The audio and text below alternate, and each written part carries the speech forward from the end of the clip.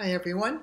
I'm the founder and director of our New Zealand not-for-profit charitable educational trust called Common Knowledge. I set the trust up in the early 1990s when I immigrated to New Zealand from the United States.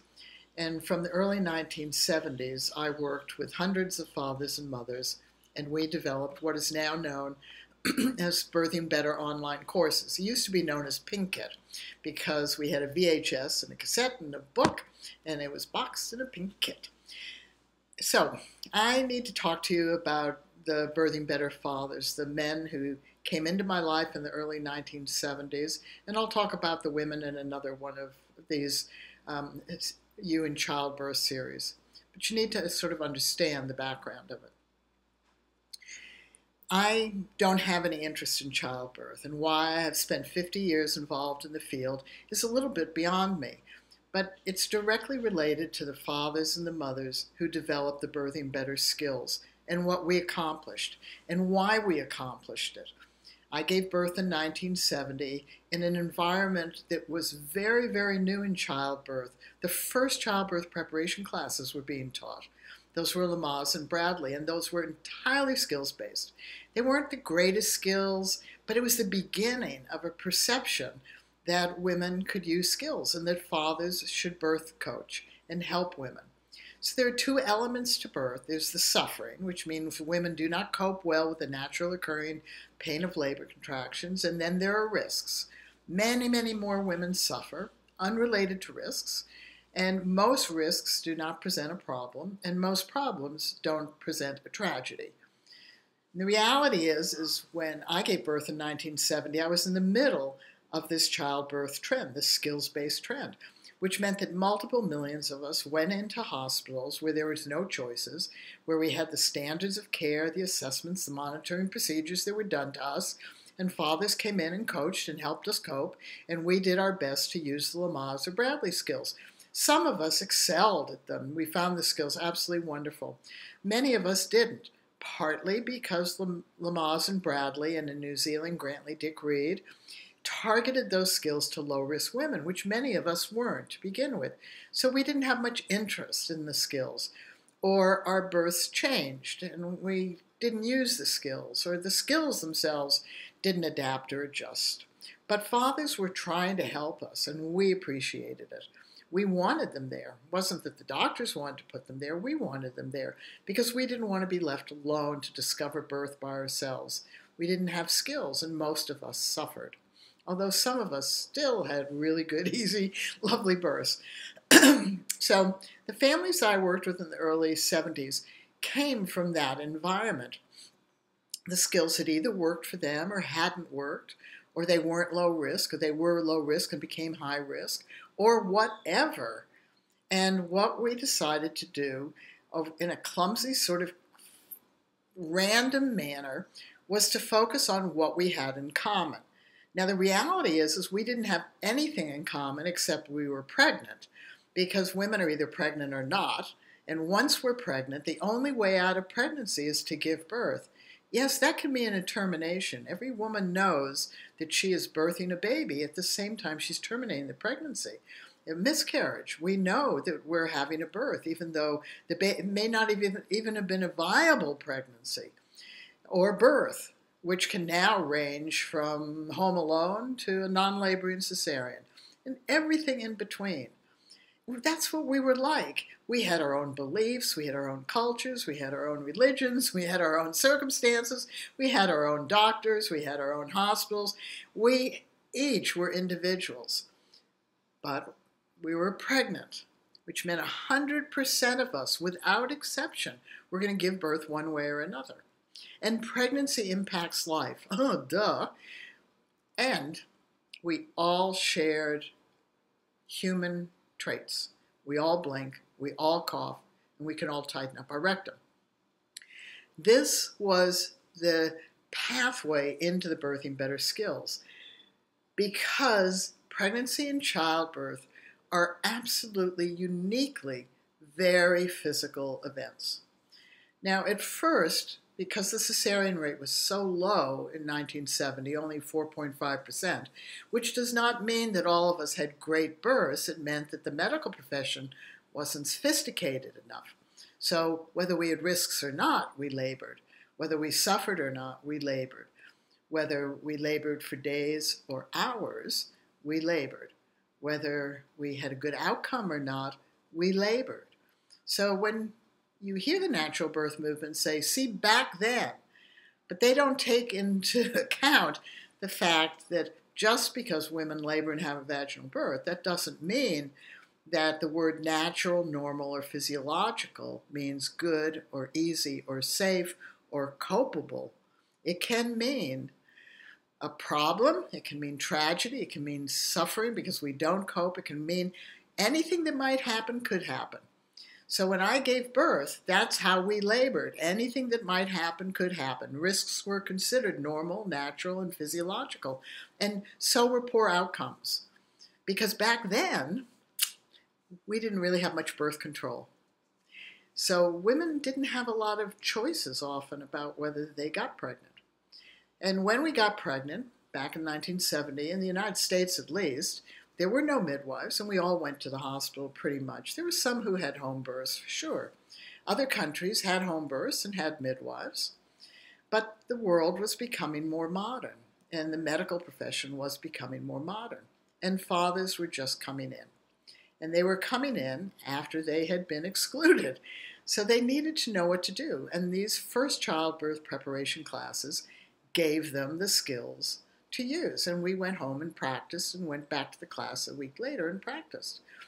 And we can't say the skills always worked brilliantly, but they were something, which meant that during that period from the 60s and 70s in the United States, with labor and delivery nurses and obstetricians, they saw multiple millions of women coping better and not suffering, and multiple millions of fathers helping instead of not being there or not doing anything. And that was a remarkable time, and that's when Birthing Better started. We wanted better skills. We wanted skills that worked for everybody. And in fact, if Lamaze and Bradley and Grantly Dick-Reid had said 100% of pregnant women are going to give birth, it's normal and natural to learn some skills when you're pregnant, here are some skills, and use them so you cope and manage and work through the birth better and stay on top and feel in control better, we would not be having this conversation. And because I don't have a political passion for birth, I have a passion about my own births, but most of us don't care how anybody else births. I don't have a political passion for birth. However, I am absolutely passionate about us being skilled. Why? Because I like being skilled. Simple as that. And I didn't find Lamaze to be incredibly good skills for me to use. I felt that I couldn't stay on top of the natural occurring pain. And I felt that the skills that my ex-husband was using weren't sufficient enough to really help me. But I appreciated that we were trying and doing something. That was not the motivation to develop Birthing Better skills. It was just in the back of my mind somewhere. It was the families who came to me. Why did they come to me? I'm not a midwife. I'm not a doctor. I'm not a labor and delivery nurse. I don't have any medical training. I did body work. And I worked with women my age who had sore tailbones, or they peed every time they coughed, or laughed, or jumped, or ran. And then I started to work with pregnant women. They had bad backs, and their husbands had an interest, and we got together and talked, and people who had had births nitpicked their births. If we could we have? What if? What about? And women who were having their first births, they nitpicked. Could I? What if? Can I? So we have to understand that we were asking questions and trying to solve the answers. What we couldn't solve was simple. We could not make a baby come to plan. Babies just don't come to plan. There's no way to know what your birth's going to be like. We can't change that. We couldn't change hospital policy fast enough in our pregnancy. We couldn't always change our obstetricians' policies or viewpoints fast enough in our pregnancy. We couldn't change or didn't want to change our religious viewpoints about birth. We couldn't do any of this stuff. We were stuck with what we had. If we had diabetes, we had diabetes, right? We had twins, we had twins. That's what we were stuck with. We were just stuck. But we knew something. And that is that 100% of us are going to give birth, and that giving birth, and that's such a funny word, giving. What does giving birth mean? That's a verb, right? And the only clue is the word labor, right, which means hard work, right? But giving birth is an activity. In other words, we have to do it. And each pregnant woman does it by herself with her baby. Doesn't matter where we birth, who's with us, our beliefs, nothing matters. We have to do the birth with our baby. No one can take it off us. We have to do it. And because we have to do it, you'd think that women would want ourselves and each other to be highly skilled to do this activity. And we almost had that opportunity in 1970. Lamaze and Bradley were men. They were obstetricians. Grantly Dick-Reid in New Zealand was an obstetrician. They thought birth was becoming too medicalized, which, I don't know, there was a lot of change, medical assessments, monitoring, procedures. But they started to divide birth between low risk and high risk instead of saying 100% of pregnant women. So we had this opportunity back then to recognize that 100% of pregnant women will give birth one way or another. And if we had said that, and that fathers need to be skilled, we would have evolved these skills faster. But because it was focused on low risk and 3 narrow goals, natural birth, pain-free labor with no medical intervention, not enough women did that. So we lost an opportunity when I gave birth 50 years ago. 50 years ago, half a century ago. We had an opportunity to grow a skilled birthing population for everybody back then, and it got shut down. Fathers were birth coaching. We were saying we were beginning to change society. Women were beginning to go to work. We wanted fathers more engaged with their children. And when they came to the birth, they became more engaged. And when they helped at the birth, they weren't as scared of their newborns. And we felt we had a partner in parenting. And then something happened. I gave birth last in 1982, and that trend changed. And what had happened in between? Was it the medical profession shutting us down? No. It was the natural birth movement. And I know that people in the natural birth movement, they have just been cranky with me for 50 years. Because the natural birth movement wanted to demedicalize birth. They were particular. They wanted to demedicalize it for low-risk pregnant women, making an assumption that low-risk pregnant women would have a low-risk birth.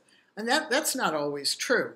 And in other of these talks, I talk about 1,000 women who are of childbearing years. If they're in a room, do they have health care issues? So go back to some of the other ones, and I describe that. But the reality is that the natural birth movement had a very strong ideology behind it, and they still do. And it has led to where we are now. So how are we faring in childbirth now? You're pregnant, or you know somebody, or you're a birth professional now. How's it going?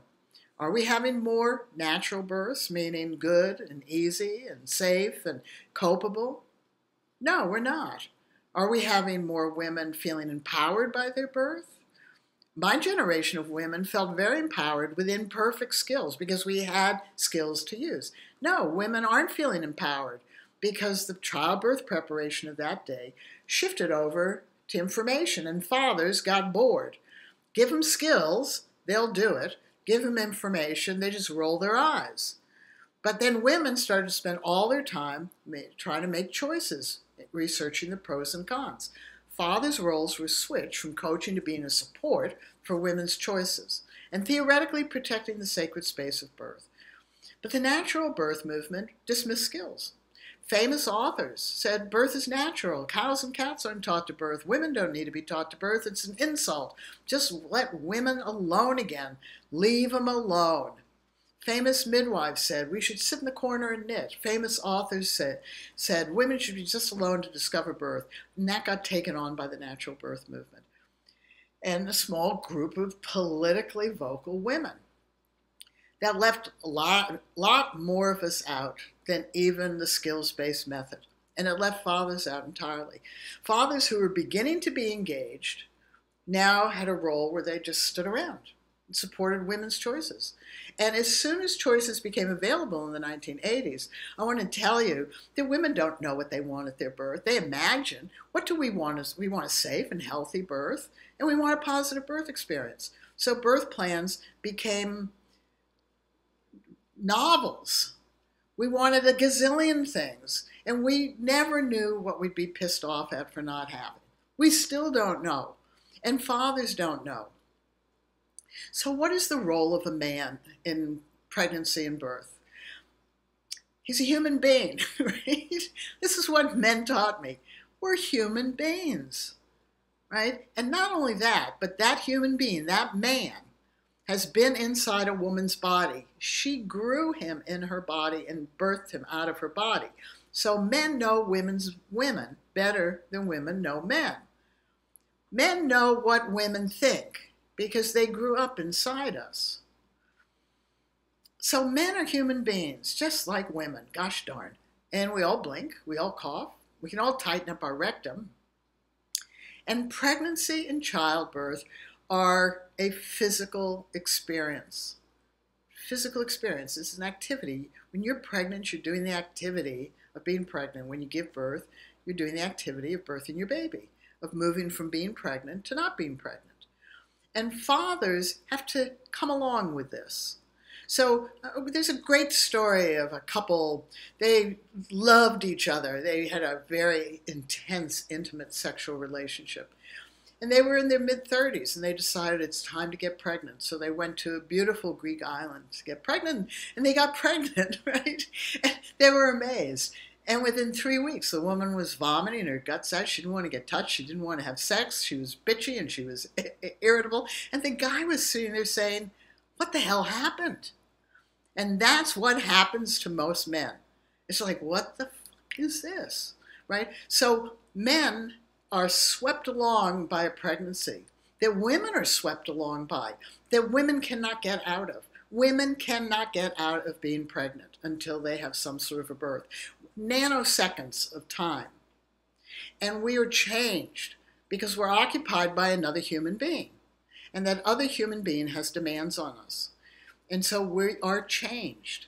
And we are forced to grow as women. And the men in our lives are just like, what's happening? So when Birthing Better started in the early 70s, we weren't as aware of that part of it.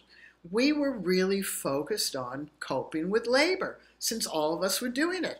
So we developed more sophisticated skills, better breathing skills, better communication, nonverbal and verbal, better touch so that the birth coach could cue a woman to soften inside her body.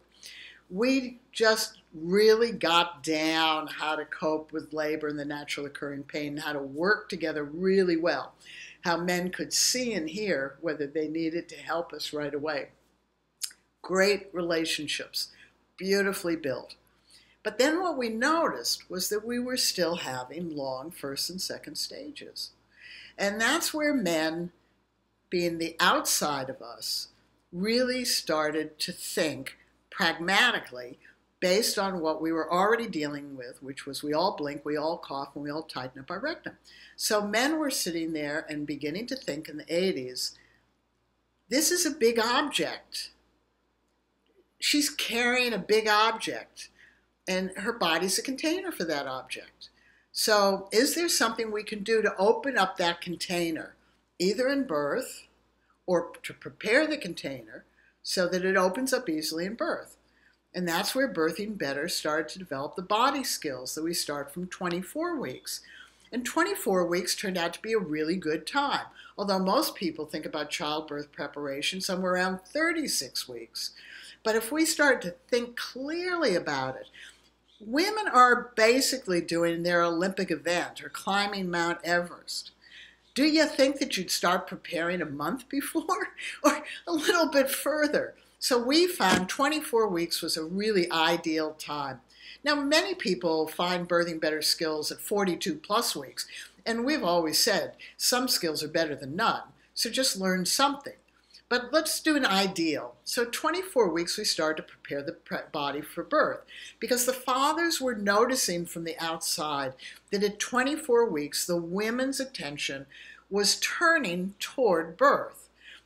It's past halfway through pregnancy. What they also noticed was that they could begin to feel their baby. From conception to about 22 weeks, maybe you could feel a tink, but by 24 weeks, the baby's starting to grow. The uterus is up at the top of the uterus, is up at the navel.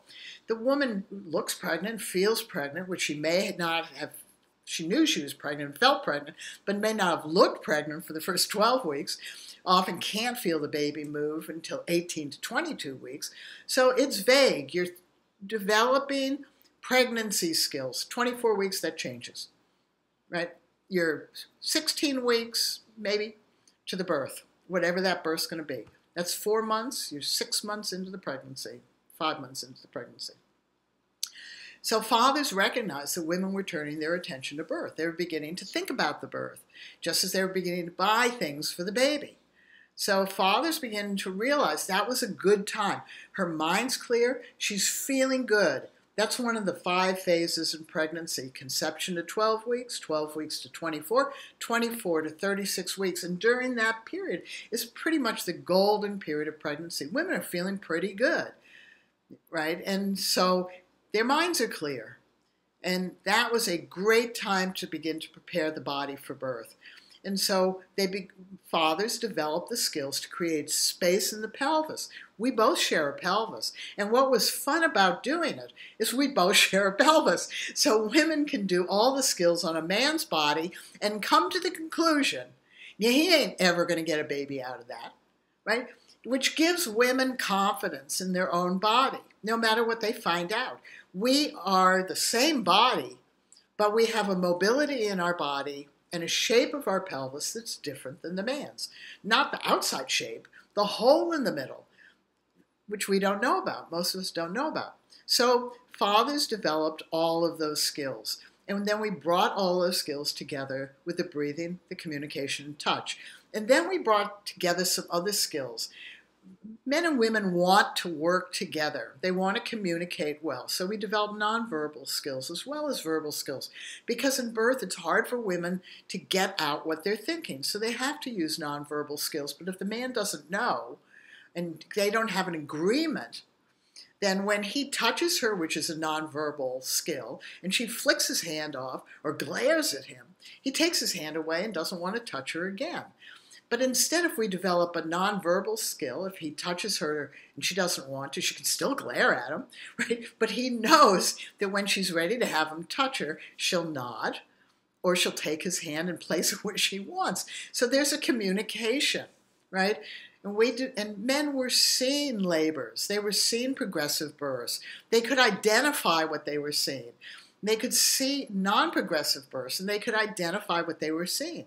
They could see in a progressive birth that the contractions had a peak. And they could see in a non-progressive birth that the contractions didn't have a peak. And so we began to pay attention to that. And what we discovered was that the bodies that were better prepared, softer, more mobile, more flexible, were more likely to have a progressive labor. They could be very much more painful. So we developed skills that women wanted to develop, like, I hate it, so what do? You just keep using your positive behaviors and hate it. Who cares if you hate it? But if you hate it and you're breathing well and choosing to breathe well, you come away from the experience feeling, I rocked it. You didn't have to be perfect, but you did better than you would have without that. So fathers developed all the body work. They also got the birth canal, the vagina, the vajayjay, as Oprah used to call it. Women don't know their bodies as well as men do. Everything about men's bodies is out there. And if you say to a man, hey, you got a grapefruit-sized thing coming through your penis, what do you think? And men will go, yeah, I'd prepare that. Right. But what's happening to women is happening inside. Up until recently, women, if you go around the world in traditional communities, women don't know they have a cervix. Why would they? How would they? Right? So the vagina is just soft tissue. And it's not just the perineal part between the vagina and the rectum. It is all that tissue in there. And men, what do you hear? Oh, I like her because she's tight, right? Or after she had baby, she was pretty loose in there, right? And so actually women in a lot of South American countries decided to have cesareans because they didn't want to lose that tightness. Well, we discovered that if you, from 32 weeks on, for 5 minutes a day for 8 weeks, work gently the inside of all that soft tissue in the vagina and that ring between the rectum and the vagina, if you gently do that, and fathers gently do that, they know from their touch whether this can come, whether that's going to stretch to let that come through. And so women who do the internal work, and that we have 85% of all men who do, they dive in there and learn about pregnancy. Women have penis envy. We'd love to know what an erection's like. Men have boob envy. They have uterus envy, but they do not want to give birth because they know birth is such hard work, right? Fine, you can do it, but they want to help us. So they get in there and they work in there. And when they know what's in there, and they know how to check you, and they know where to check the baby is, and they know how to check, they don't have to know you're 4 centimeters, they can just feel an arc, and then they can feel it change, then they can help you know where you are if you're laboring. And if you're going to have a non-laboring cesarean, couples love preparing the body. It brings them closer together. It brings them more intimacy. It involves men more in their becoming a father, of which birth is going to spin them out to being a father.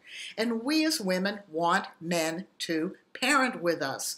Gone are the days. So we want men, human beings who are men, who are fathers, who may be our partners, right? We want them to be confident. And the way humans are confident is by becoming skilled. And so I've dedicated 50 years of my life to these families so that I could talk to you today. So then what happened after we developed the body skills, we developed the coping skills for labor because we were all laboring. Then we realized you could use them for any birth. Then we developed the body skills to help our baby come down through and out at 24 weeks. And then guys just got really real about it and said, 24 weeks, I'm already left behind. They are 6 months into pregnancy. Whoa, they don't know where they are. They don't know what the woman wants. And she gets more and more demanding. And he wants to help, and he doesn't know how. And relationships are really damaged a lot in pregnancy, even though people pretend that they're not always. Because women are developing skills, and they're uncertain, and they're being told that this is all instinctive and it all should be wonderful and a highlight of their life. Well, most of them don't feel that way. And men are still being treated as though birth is women's business, and yet they're being told they need to be involved in kids' lives, and they want to be. They want to be at a birth, but damn it, they want to be useful. They want to know what to do, and they want to know what to do to please you. So you as a woman, do you want to know what to do to please them? Hardly. We're consumers of energy when we're pregnant. We're demanding of energy. And so by 24 weeks, men were going, I don't know, right?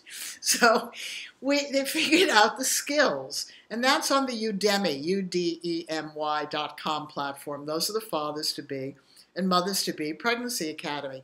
And fathers got really clear. There were pretty much 5 distinct phases of pregnancy. Conception at 12 weeks, when women were feeling really worse. And from 12 weeks to 24 weeks, when women were feeling better, but you still couldn't really feel the baby. 24 to 36 weeks, where everybody could feel the baby and everybody's sort of feeling good. 36 weeks to birth, when women start to feel poorly again. They feel like that washing machine with a load off balance, and they become more cranky again. And then birth. You're still pregnant when you're giving birth. So fathers develop these 10 skills. And they're very clear. They morph in each of these phases. So let's take one of the skills, patience. So let's go back to that couple that went to a Greek island and got pregnant, and then she started to have morning sickness and just pushed the guy away, and he's going, what the hell happened? He has to have patience. Now, it is patience with her because she's vomiting her guts out.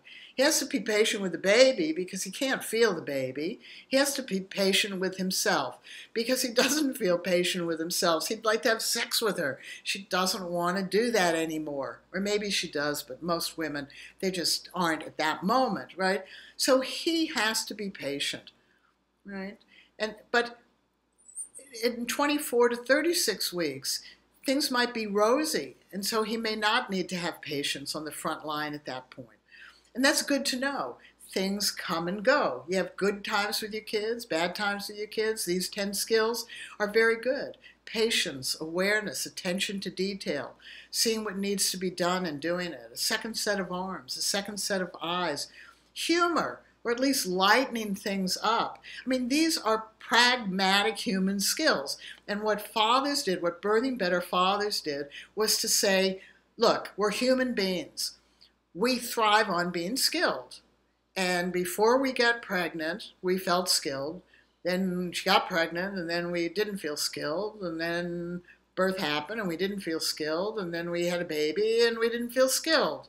And now I'm not certain what I feel, right? We couldn't do that to half of the population.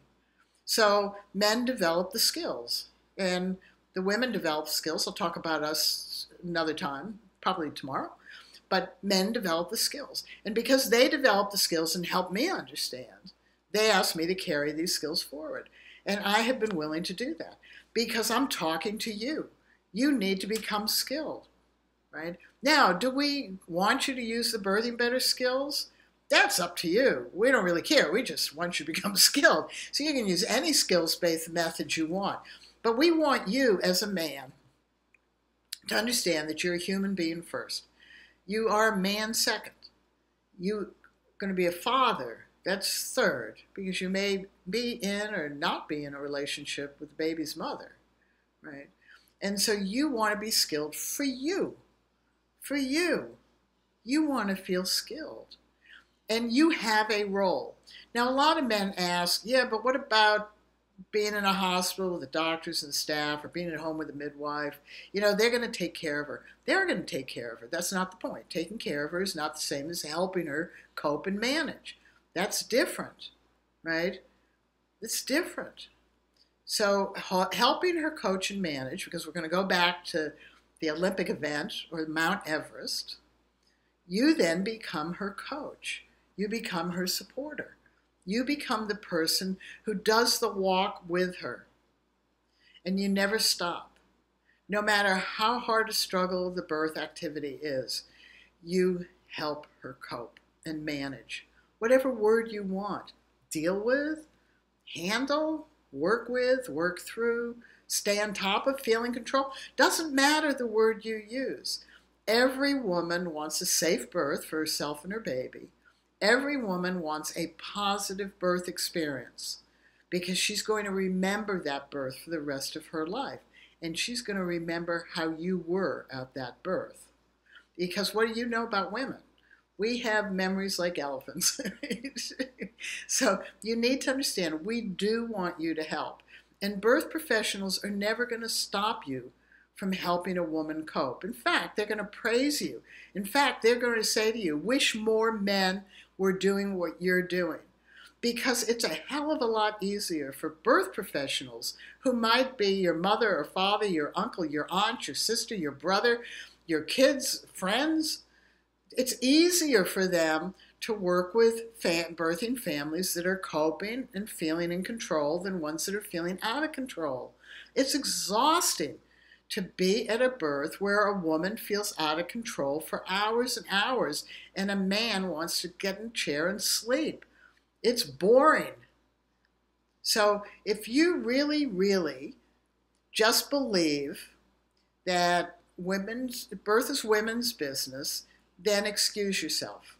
Just have somebody else be the birth coach. Or else wake up. Because, and this is what fathers taught me,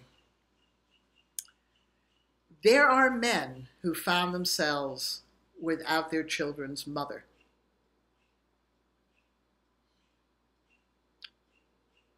They found themselves as solo dads.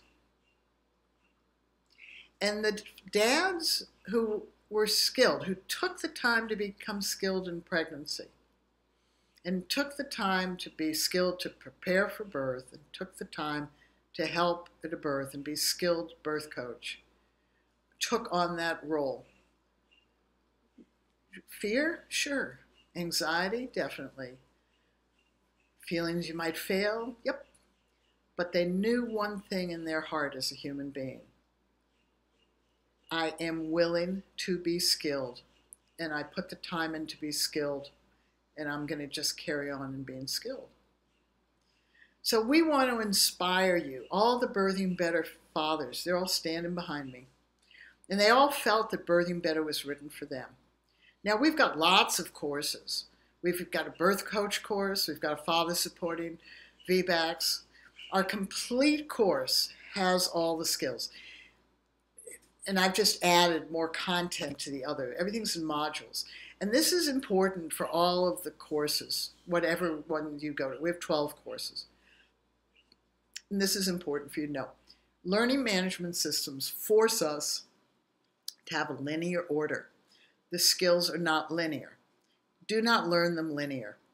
As a man and as a birth coach, just browse through the content and pick what interests you. You're outside the birth. You have to help from the outside. And learn that skill. All the skills pretty much can be practiced doing anything else. When you come to the body skills, have your partner do it on you first. Because once you feel in your body how to create the space that men want to create, yeah, piece of cake. Okay? Internal work, yeah, get onto it. Help her. Be gentle. And help create space for that baby to open up. You don't want her damaged. You don't want her peeing every time she coughs and runs and sings and laughs. You don't want her potentially torn or cut and having pain having sex again. You don't want her stretched and floppy. You want her hormones to bring her back to normal because you prepared down there. So when you learn the skills, learn for you as a birth coach and have her learn for her. And then teach each other. That makes the learning half as long and twice as easy, right? Then once you've learned that skill, find another skill. Imagine the birth. It's not going to be anything like it, but imagine how you apply these skills. And listen to the birth journey. That's me breathing through contractions. But it's giving contractions those 5 phases, the peaks or the not peaks. The how do you hear and see women if they're laboring. If you're going to have a non-laboring cesarean, totally commit to doing the skills. You may or may not do the internal work once or twice, but then commit to using the skills on the way to the hospital. That's your labor. Well, being prepped. That's the transition. And you might be separated, just as my son-in-law was separated from my daughter in their non-laboring cesareans. But because they had these skills, he went into the other room and he breathed and relaxed, and she breathed and relaxed while being prepped, and they came back together knowing that they had continued to use skills to work through the activity to bring forth their baby. We get pregnant to have babies. We don't get pregnant to have a type of birth. And so this activity you're doing as a father, as a human being, and as a man, and as a father, and as a partner, and somebody who hopefully will be in this child's life, is you are working through the activity of birthing this human being. You will never regret it. And you will tell your sons and daughters, this is the new phase, the new childbirth trend. Simple idea, simple to say. It is normal and natural when you're pregnant to self-learn birth and birth coaching skills and use those skills when you work through the activity of birthing your baby. Simple as that. And that's what we want you to know. And that's why I have spent 50 years of my life dedicated to the fathers and mothers who develop Birthing Better. Because once we develop these skills as men and women, once we realized that we wanted to have a continuity of self from before pregnant, through pregnancy, through birth preparation, through the birth, into parenting, then it was an absolute no-brainer. Absolute no-brainer. We needed universal skills because we are one humanity, And we needed to be able to use the skills in every type of birth. And we succeeded. And here I am today telling you that. So talk to you later, and I'll talk to you about the women who developed birthing better. Bye-bye.